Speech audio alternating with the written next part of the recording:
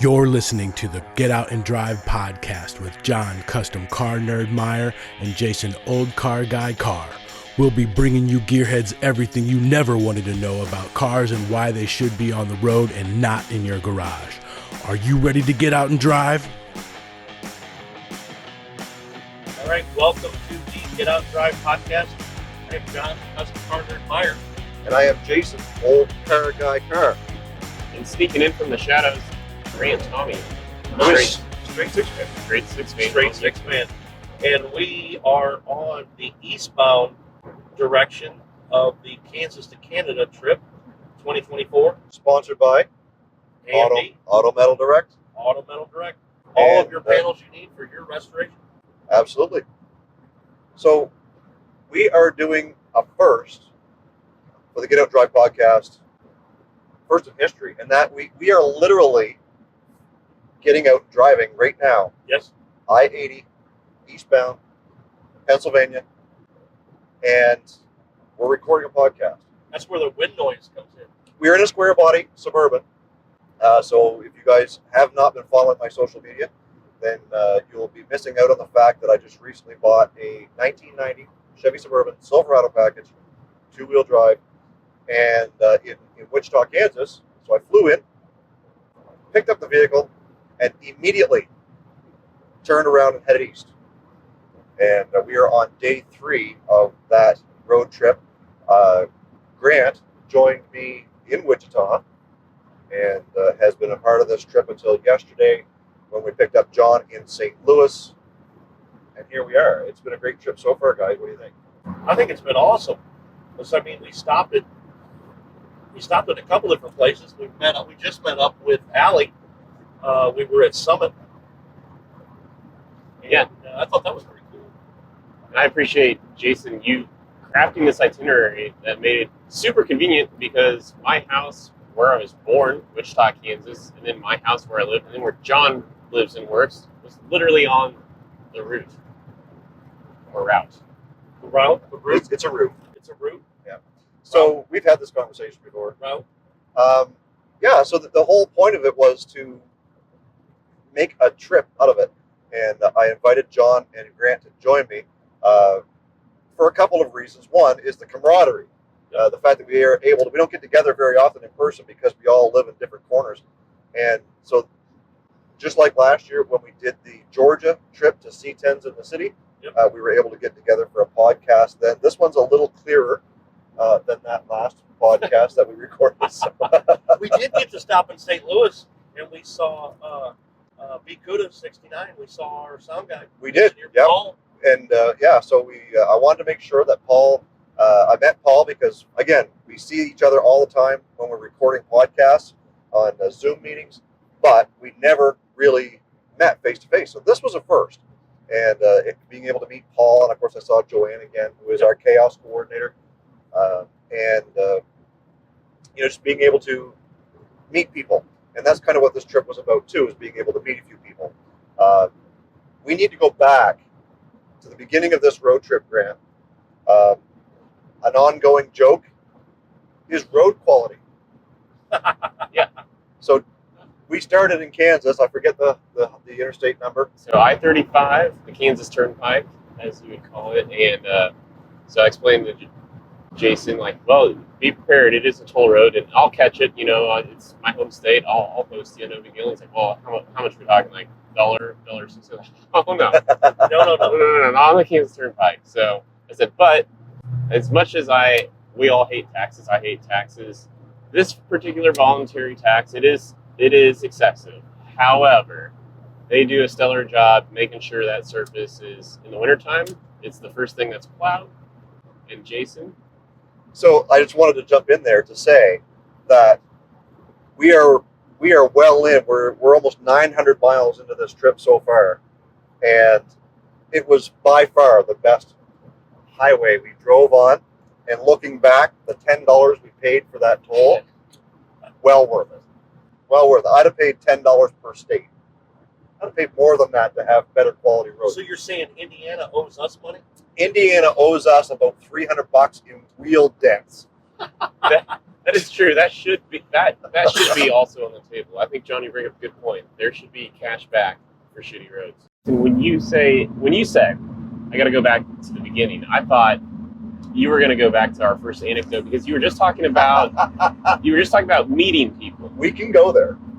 Well, no, that's even further back. So I guess I was going to go somewhere else. You were talking right before that about meeting people, these other YouTubers, people we've interacted over. Well, we also met some of our newest fans.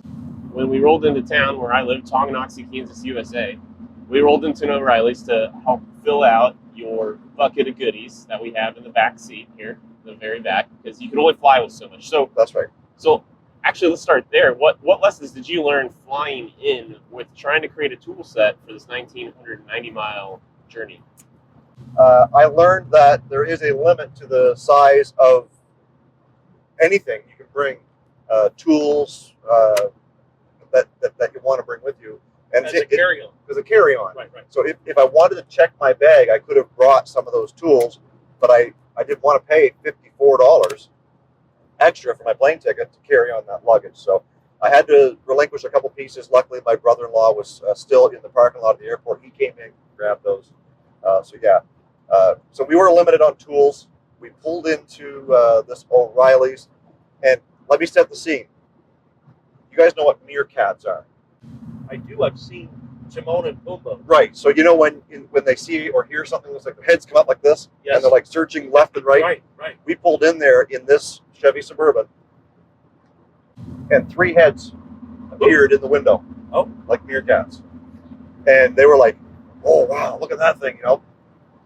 By the time we get in there, Grant, they're having a discussion. Yeah, so they're already talking about YouTubers as high school aspiring car guys would, in downtime at an O'Reilly's. And completely unprovoked. They didn't know who we were. Sure. And at the same time, I think it's worth mentioning because while, yes, Jason and I will have long-form content on YouTube with video, so his 1990 Suburban that we're riding in right now, on top of just being the Suburban that it is, it's lowered. And it's got a little character, a little patina to it as well. So make sure you guys check out, the Instagram stories, the Instagram posts, and all the sorts, so you can help build this picture in your mind. But yeah, so we walk in and they're talking Weston Champlin. They're talking about 4VT swaps. Did you see that video of that guy who did this swap and that? And they even mentioned a former interview of ours, Jason, from back when we did Car Guy and Six Fan Show on YouTube. 802 Garage. 802 Garage. So knowing that that's the topic and we were about to start the YouTube journey we were starting, of course, networking kicks in, and that's what we do. Yep, the old channel stickers come out, and we're handing those things out like a deck of cards. And these 3 young fellows were pretty tickled that we were YouTube. Of course, we're not big YouTubers. We're not like world famous like Cletus and Nice Grip Garage, stuff like that. Yeah, we're getting there. We're getting there. But the whole thing is they were pretty tickled that we were doing that, awesome. and that we were putting them on camera. Yep. And guys, I'm going to butcher it. I can't remember your names. I know there was Kyle and Owen, and oh gosh, there was one more, and they may not hear this anyway, so we're probably fine. But wow, I appreciate you guys, and that was cool. So I had stickers, Grant did not. So what did we do, Grant? Well, then we just drove the 1.2 miles home, picked some up. And then we jumped in Lori G. Prix, my 1979 Pontiac Grand Prix, headed straight back. And so we do the same exact move. We back into the same stall that we backed in with, should I say it, Dale Jr. Yes. And Jason sitting in the passenger seat. So as I'm, navigating between white lines, Jason looks up and sees, what do you see, Jason? I see these kids inside seeing us come back. And they're like, their arms go up in the air like we just scored a touchdown. Yeah. And they're in there watching my videos. That's cool. So we talk about this all the time on the GetOutNDrive podcast, is encouraging kids to learn a trade, getting them out there, learning about things. And here's 3 guys. We say they're high school. They might be older than high school. We don't know. Could be. Either way, they're working in a parts store. Yep. We knew that they knew our game, what we were doing, the YouTube thing. And, I encourage you to, if you're interested in cars, that's a great place to start and learn about what certain parts are, what things do. And you're working retail, you're dealing with customers and learning that sort of thing. So mom, dad, if you're listening to this right now and you've got kids who are a little bit inclined to like vehicles and cars and want to learn more, that's a great learning spot or learning opportunity, is working at an auto parts store. And that's almost it for day one. I mean, but so far, Dale Jr.'s been so stress-free. We'll just keep moving forward. And when I bought the truck, I knew a couple of things about it. It does have a little bit of rust on the rockers and one on the rear quarter panel, and one hinge on the tailgate is Bluetooth. It's not attached. A weight reduction, of course. Yes. And it can be fixed. And that's where Auto Metal Direct comes in. We've partnered with them for this fix and this build, and they're sending us a package full of the panels, the patch repair panels that we need, not just to get the rocker panels done, inners and outers, but to get that tailgate hinge system fixed up on this truck. So thank you to Auto Metal Direct, to Jason and Eddie for jumping on board and partnering up, making this a great opportunity to showcase what I can do as well as what their products can do. So I knew the cruise control didn't work, and we knew that the AC for some reason wasn't working. We didn't know why. We're going to jump into day 3, which was this morning, very quickly, where John comes into play and helps us figure out the AC. So John, what did we learn, or how did we go about figuring that one out? Well, we're through deductive reasoning. That's called roadside mechanics to the layman. Air conditioning system, and you make sure that when you're looking at an air conditioning system, is everything working? Don't take the engine out of the car. You immediately look at the fuses. Do you have power? That's the biggest thing. You have a roadside mechanic, or if you're just a layman and you figure out what's wrong with the car, always have some sort of electrical tester. Figure out what's wrong. Start with the fuse box. Chase the wiring down. Find out where you don't have power. This vehicle has front and rear AC. Yep. So there's 2 fuses, and both of them were good. Yep. And that's where you start. Yep. And so when we went out to the compressor, when the vehicle was running, the clutch wasn't engaging. Right. So So what do we do first? We beat it with a hammer. well, or first a we checked it. iron. First we checked it for power.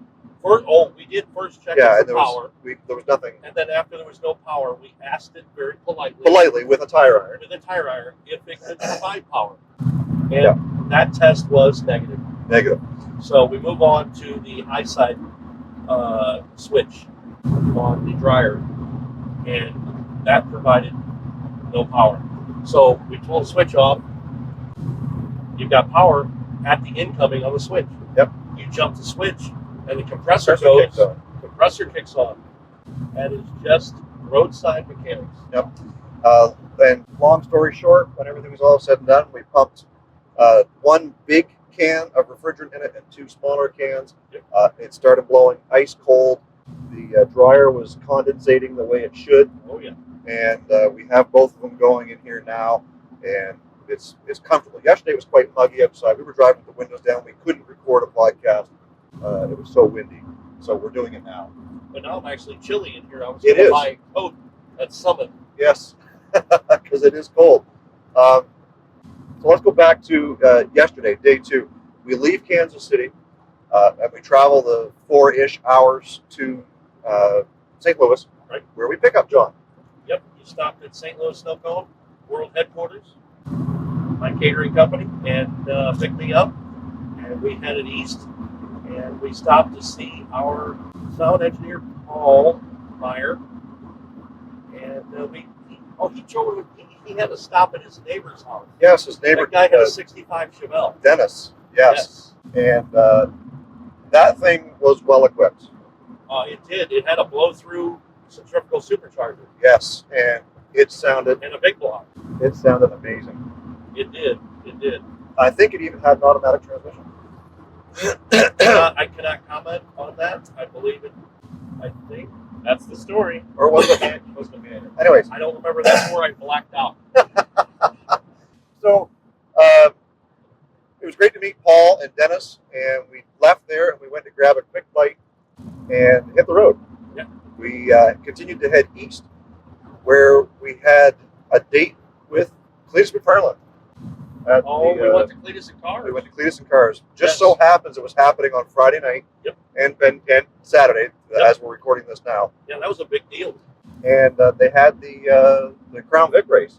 They did. They had a surprise drop-in guest, Not on the roster. not on the roster, Tony Stewart. Could Tony you Stewart. imagine being at what I would consider, I don't know, a smaller-ish racetrack, like a half mile at Indianapolis Raceway Park? And you just happen to trip over Tony Stewart, and you're in the race, and you're running, and you're racing against Tony Stewart. Yeah. That's insane to even think about. Well, I mean, he is an Indiana native, Yes. and he owns a track in Indiana. My memory escapes me right now. I can't What's the name remember of the track? that track. But he was in there. He was leading the race. I think he led something like, 40-something laps. And Oh, he led a lot of on the last lap, he got wrecked in turn 3 and 4. It's probably worth mentioning too. The race ended in a green-white or Green-white checker. yeah, okay. Yeah, Oh, because that's the best thing ever in racing. Yeah, Green, yeah. white, and checker. it wasn't because of that wreck, because that wreck happened literally on the last lap. That got a yellow. Yeah. But it helped second place, close the gap and It did. get It one more did. shot at it. So, It did. And our boy Derek, Vice Grip Garage, I believe, finished third. Yes. yes. So Yeah, they hovered out a little second. bit too It was far. second because he was third coming into that That's round. right. That's Yep. right. So, anyways, Tony finished. Stewart, he did. He was a great guy. He was. And He was he very took good it in about it. stride. Yep. He could have been angry. He could have been nothing. He could have had problems with it. He took it in stride, and he was the best sport about everything. Well, real quick though, if anybody watched it online, word we heard, so we met up with another YouTuber, Dirty Panda, got to meet him in person, and according to him, he had a friend watching it on the live stream, but there was actually video evidence of no contact, that Tony was just pushing the car just a little too hard and broke loose. And he Now- hung it out too far and spun it around. Yeah. Now, I find that maybe hard to believe because he's a professional driver, but I don't know. Well, we watched him. Grant and I watched him on turn 1, and he was drifted hard all the way through turn 1 and 2. So I don't think that he got touched. I think he was pushing it. well, and a guy like that knows how to handle anything he gets into. Yep. You do 2 or 3 laps. Of course, Tony Stewart, he's a NASCAR driver, sprint car driver, NHRA, and now he's getting into a 20-year-old Crown Vic. And within a few laps, he had that sucker down pat, and he was leading the race. No matter which way you shake it, I mean, that was entertainment. Like, I'm not even the biggest circle track, like, automotive racing fan, but the drama, and you can't script it that way. Like, you couldn't have asked for a better ending. We joked because we were kind of, maybe not had the best positive attitudes of the walk it took for us to get to the grandstands. Like, we show up, right, we hear the national anthem. We had some bad advice as to where to park. We struggled with purchasing our $45 tickets. Yes. We were not in, shall we say, the best mood when we got finally to the track. But I'm telling you, when we walk away, and I think I speak for all of us, it was worth every dollar of the $45 price of admission. I think it was. Despite the walk and despite the bad advice, I think we made the best of it, and it was incredible opportunity, incredible racing to watch. So when the race was done, Grant and I hung out down by the flag stand, and Cletus McFarland, who featured this race, who put this event on, he came out and started talking to some of us, and somebody had asked him, was that stage, that wreck, on the last lap? And Cletus swears that he told Tony Stewart, look, treat it like you're in it to win $1 million, basically. Yeah. Race it hard. Whatever happens, happens. And that's exactly what Tony Stewart did. Yes, he wrecked on the last lap coming at the checker flag. But I'll tell you right now, Tony Stewart was having just as much fun as everybody else in those cars, and as much as everybody in the stands watching them. Yep. And as the rest of it, probably least dialed into NASCAR of the three of us, I still know enough to know Tony Stewart is not the type of guy I don't think that really cares to take second in anything in his life. No. So it would be really hard pressed to believe that there was any sort of being staged. Yeah, no, I don't believe so at all. Because you remember what Ricky Bobby told me, right? If you're You're not second. first, you're Yeah. last. So when the race was over, we had a great time. We got to meet a few other YouTubers and some fans actually as well. So we left Indy. We drove another 35, 40 minutes outside east of Indy to our hotel. And actually, you know what? We didn't. We had a hard time finding food, damn it. Oh, we did. We said, stopped at. Let's grab a quick bite before we go back to the hotel because we were all starving. And so the first place we went was Raleigh. Yes. Walk in, and we stand at the takeout window for 15 minutes. No one acknowledged They us. didn't even acknowledge. They saw us, but they didn't even acknowledge we were there. Nope. So we said, you know what? There's other restaurants on this strip. We drove up the road. We said, you know what? We'll settle for Burger King. It was closed. It's closed.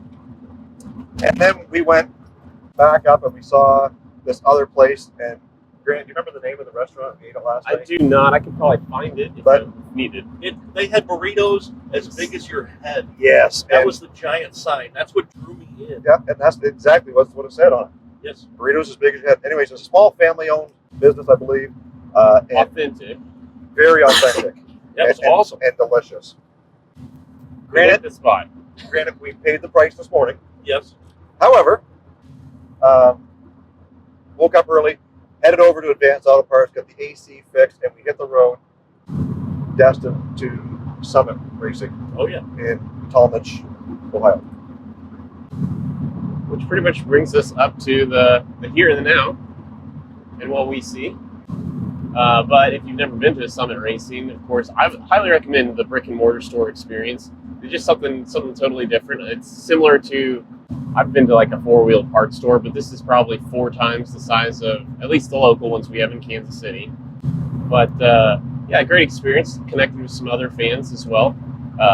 Give a shout out to Auto Alley on YouTube and Instagram. Sweet 66 Ford Mustang. But yeah, that's essentially what brings us up to the here and now. It's like let's do it. Let's podcast. Let's get out and drive podcast. So the future of this drive right now, today, for day 3, is to head from Ohio to Pennsylvania. We're heading to Danville, and we're heading to a burger joint. We're also going to meet up with a few friends there who we've been interacting with for years through our Instagram, YouTube connections, and grab a bite to eat from there on to Danbury, Connecticut, and then tomorrow when we wake up, we'll be hitting Portland, Maine, where I drop off John and Grant so they can fly home. And then I travel the remaining 3 hours home alone. I will be able to find my way. Oh, yeah. I will not get lost. You won't be hot. I certainly won't be hot. We're It freezing. is freezing Like, in here. It is. I think it's almost time to turn that Yeah. either down or off. Feel it in the nose. But guys, we appreciate you listening to the Get Out and Drive pod. That's another bump. That's another bump. Guys, we appreciate you listening to the Get Out and Drive podcast, especially this episode. We're happy to be able to be featured with a sponsorship, AMD Auto Metal Direct. And as we move forward, there's going to be more podcasts coming very, very soon. Schedules are freeing up, and we appreciate you guys watching and listening. So for now, my name is Jason. I'm John.